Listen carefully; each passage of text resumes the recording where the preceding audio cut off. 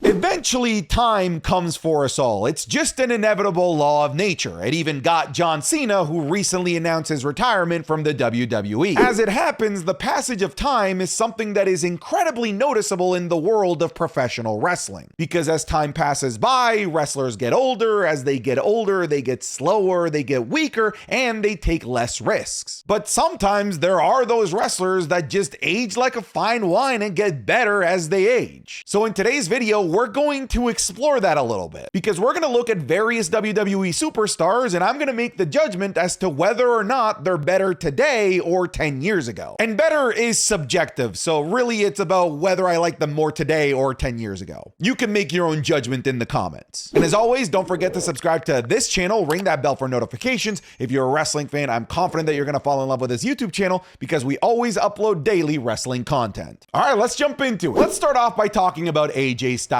Now, AJ Styles, for a good chunk of his wrestling career, was considered one of, if not the best professional wrestlers on the planet. In 2024, however, I don't think that he's the best professional wrestler on the planet, but goddamn it, in my opinion, he is still in the freaking conversation, and that is incredibly impressive when you think about the fact that he is pushing 50 years old and still has an incredible recent body of work. For example, his amazing, in my opinion, perfect match against Cody Rhodes at Backlash 2024 and his great I Quit match with Cody Rhodes again at Clash at the Castle. So that to me shows that on any given night, AJ Styles could just turn it on and decide to be the best professional wrestler on the planet on that particular night. However, AJ Styles 10 years ago was actually undeniably, in my opinion at least, the best professional wrestler on the planet, because this is the height of Bullet Club AJ Styles when he was the IWGP champion,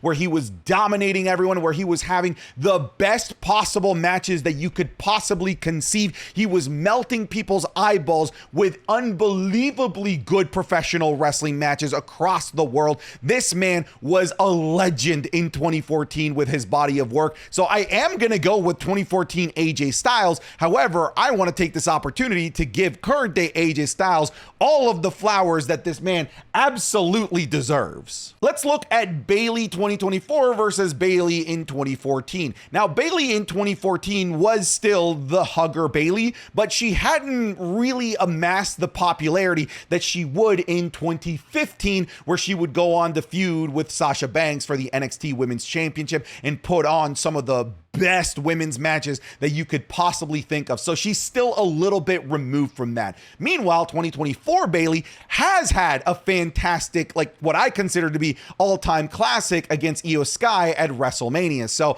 I am going to go with the current iteration of Bayley, 2024 Bayley being the better version. However, we are really close to 2014 Bayley taking that extra step and becoming the most popular thing in NXT, but that's 2015. Not quite 2014. So we're going to give this to 2024 Bayley. Bobby Lashley is a difficult one to try and unpack, because 2024 Bobby Lashley has spent a good chunk of time on the shelf, and he hasn't really gotten to do a heck of a whole lot as the leader of the Pride. He feuded with Karrion Kross in the Final Testament, and that's really where it starts and ends. He's been wearing some really nice clothing. That's pretty cool. And he's in that part of his career where he's just too damn respected and too damn liked for anyone to ever dislike Bobby Lashley. However, 2014 Lashley was wrestling like he needed to prove something, because this man was wanting to show the world that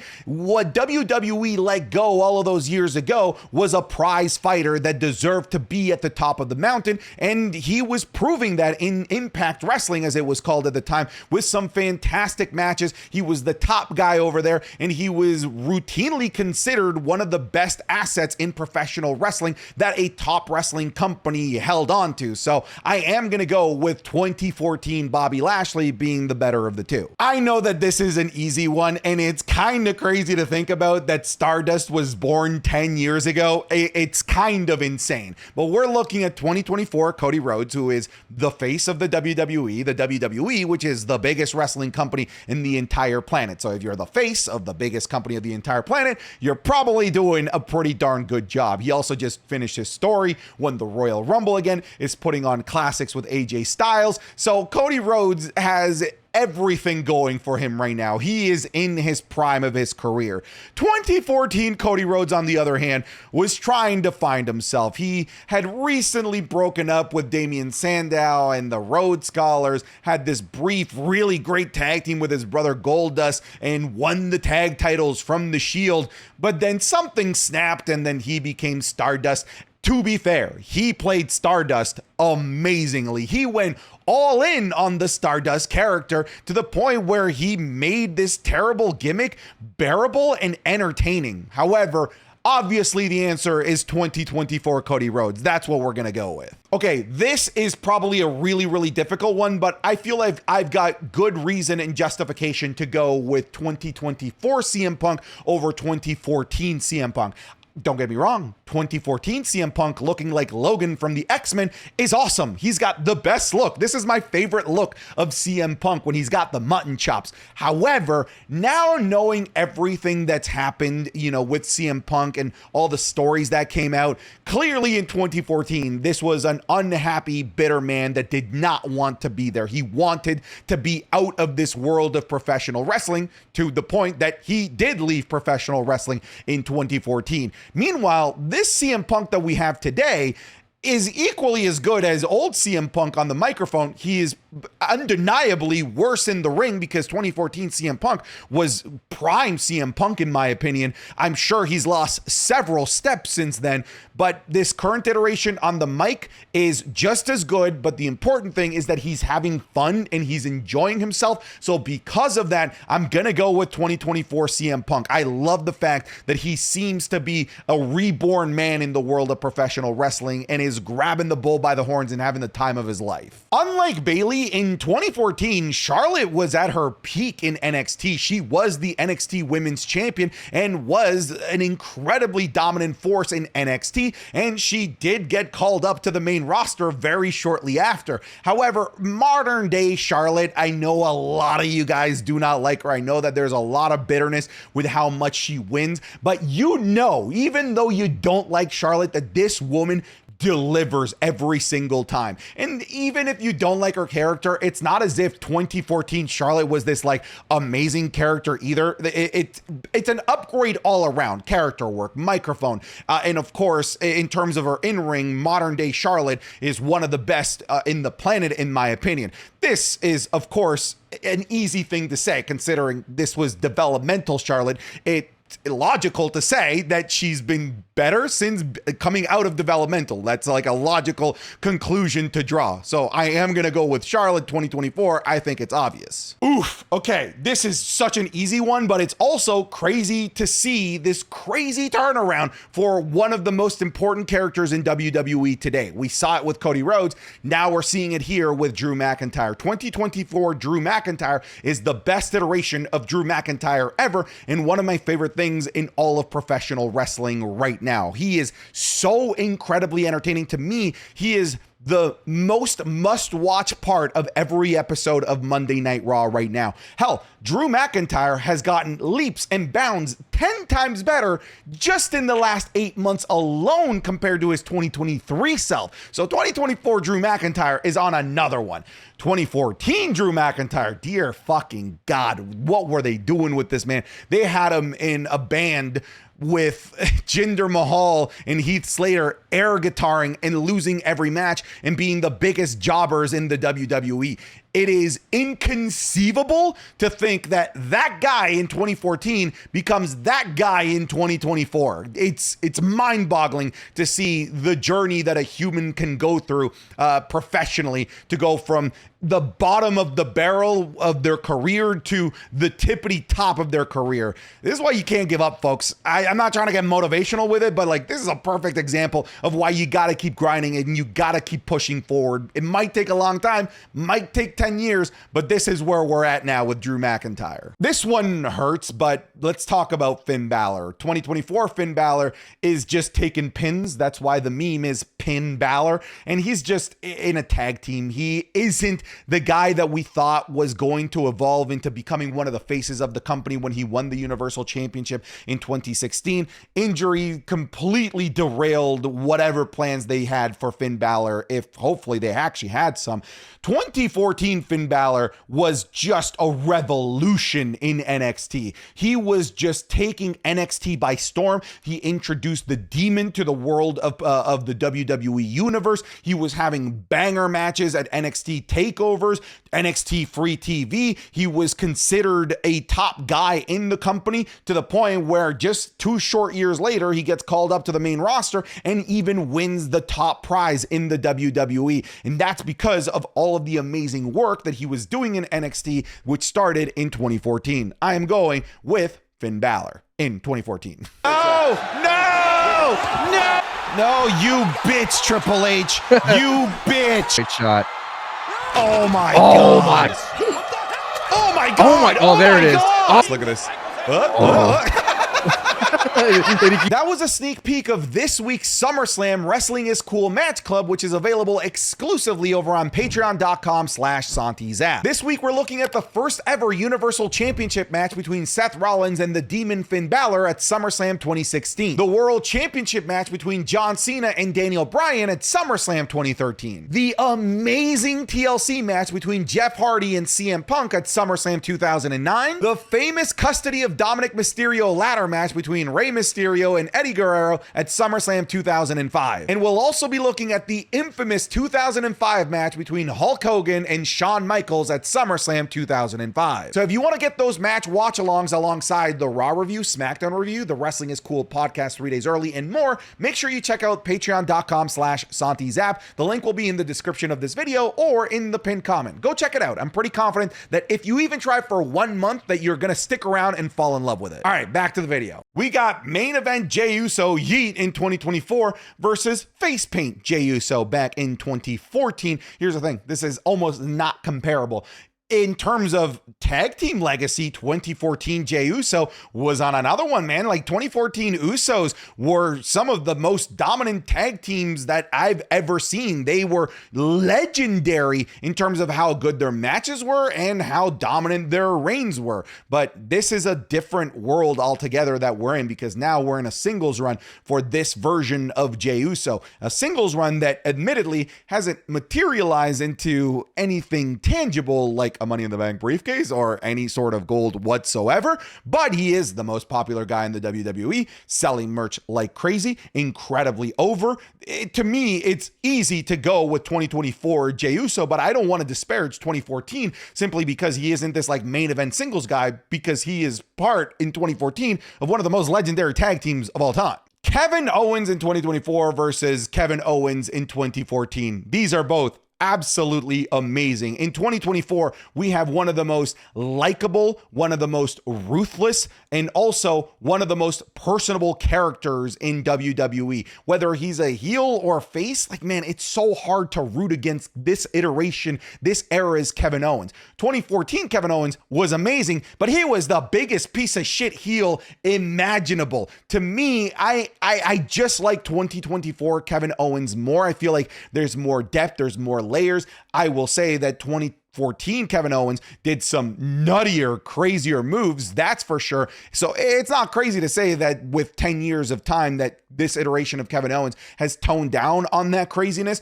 But in terms of his character, he's just so much more layered and so much more likable and relatable. So I am going to go with 2024 Kevin Owens. Kofi Kingston in 2024 is incredibly directionless. It just doesn't feel like they have anything for him. He just sort of goes out there, has a 3-week feud with somebody on Monday Night Raw that doesn't materialize into anything, unfortunately. However, 2014 Kofi Kingston was so much fun. This is when the New Day got started, and this is the rare Kofi Kingston as a heel when the New Day was the most obnoxious, most entertaining heel thing happening in all of professional wrestling. I'm absolutely gonna go with 2014 fun heel Kofi Kingston. In fact, while we're here, let's just do the same thing for Xavier Woods. Xavier Woods, similar to Kofi Kingston, feels directionless, feels like there's nothing really of substance for him. They're trying with this thing with Karrion Kross, but it's just not hitting. And for the rest of 2024, he hasn't done anything either. 2014, the New Day arises. They try as a babyface. It doesn't work because they're too annoying as babyfaces. So then they take that annoyance and then they turn them into heels, and it ends up being one of the best things that could have happened for their career. I'm absolutely going to go for Xavier Woods as well, 2014. Bo Dallas, man, another complete 360 in terms of what kind of character we have in 2024 versus 2014. Now we have arguably the most interesting, most layered, most complex character in maybe the history of the WWE. It's still, jury's still out on that, but I know that I'm clamoring to see more Bo Dallas with this Wyatt Six stuff. I just want more. Believe was the most single note thing going on in the WWE in 2014. I know people have rose tinted glasses on Believe. They think that it was funny. They think that it was a good thing for Bo Dallas. I hated the Believe thing. I'm glad that he went on this crazy win streak as Believe Bo Dallas, but I'm so much more interested in 2024 Bo Dallas. It's not even funny. I almost don't really want to talk about Randy Orton because I feel like not much has changed aside from Randy Orton having more fun in 2024 and being just so much more big and muscular. Look, in 2014, Randy Orton was a complete menace as well. He was sitting at the top of the mountain. He was WWE like unified world heavyweight champion. He walked into WrestleMania 30 as the champion, was part of the Authority. The Daniel Bryan feud was fantastic, but he always just sort of felt like a puppet to Triple H and the Authority as opposed to his own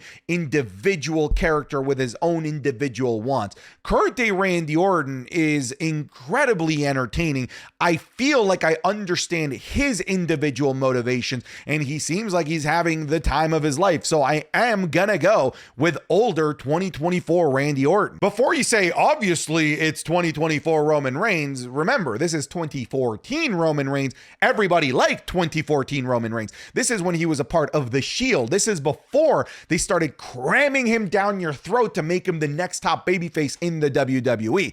However, it's still obviously 2024 Roman Reigns because we're talking about the Tribal Chief, one of the greatest characters in the history of the WWE, a guy that it's just so top of the food chain that it's not even funny, that WWE is always just way better when Roman Reigns is around. And it's a shame that he's just not around as often. That actually is a check mark on the side of 2014 Roman Reigns because he was around every single week, every single house show as a member of the Shield. Remember, we liked 2014 Roman Reigns, okay? Don't forget that. I'm still going with 2024 though. I do not like the current iteration of Sami Zayn. It's very holier than thou. Like I'm just somehow better than you because I always take the high road. It's annoying, all right? I don't like this current version of Sami Zayn.